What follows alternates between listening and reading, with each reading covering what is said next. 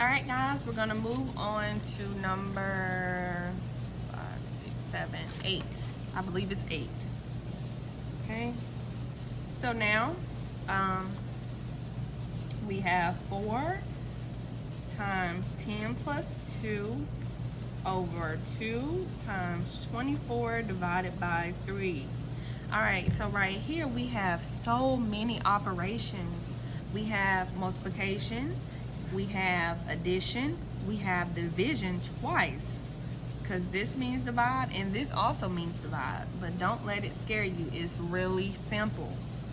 So first thing you want to do is draw your division sign. So you want to bring down your division sign, because now you have an A and a B. So now we're going to bring down our A and our B. So A is going to go here, B is going to go here. Okay? So, according to, please excuse my dear Aunt Sally, you want to do parentheses first.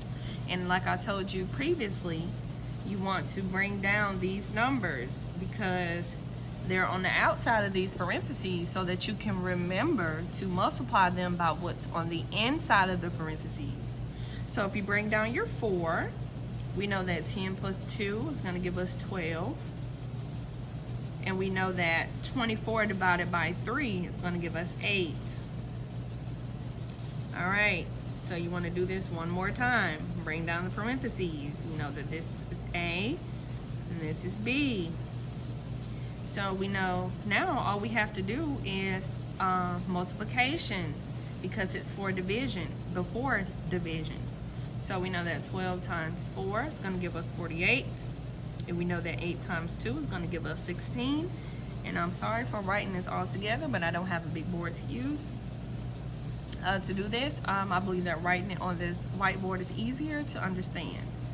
So now we just finished this problem. We know that 48 divided by 16 is going to give us 3. Now if you want to, you can leave it as 48 divided by 16, but on the quiz it's probably going to ask you to simplify it. So make sure you're reading your directions.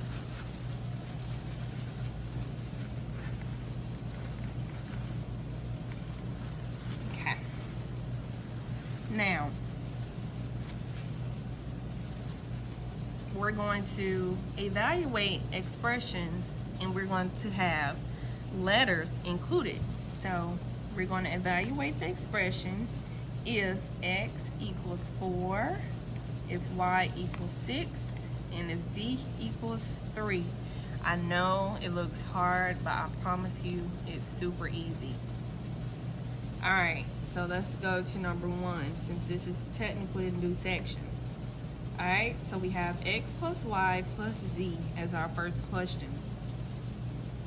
Now, all you have to do is bring down the corresponding letters that correspond to the number. So we see that x is equal to 4, we see that y is equal to 6, and we see that z is equal to 3.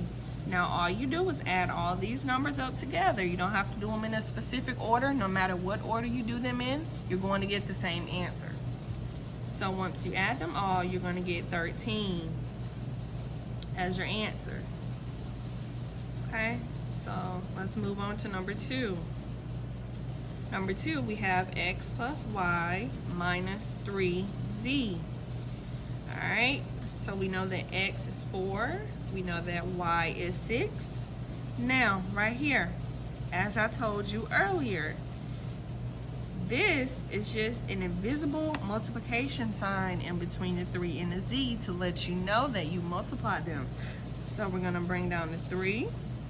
And since we're multiplying, you can either do times 3, or I'm just going to write this as a side note and I'm going to erase it.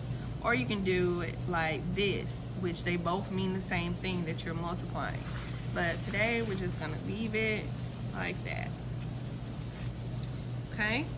So according to, please excuse my dear Aunt Sally, you want to multiply first. So we're going to do this first. So we're going to bring down the 4 plus 6 minus 9. Okay? So that's going to give us 10. Oh, I'm sorry, I'm skipping ahead, guys. So you're going to add first, and then you want to subtract it by 9. So 6 plus 4 is going to give us 10, minus 9 is going to give us 1. All right, we got 2 more problems to do, and we're going to wrap up evaluating expressions.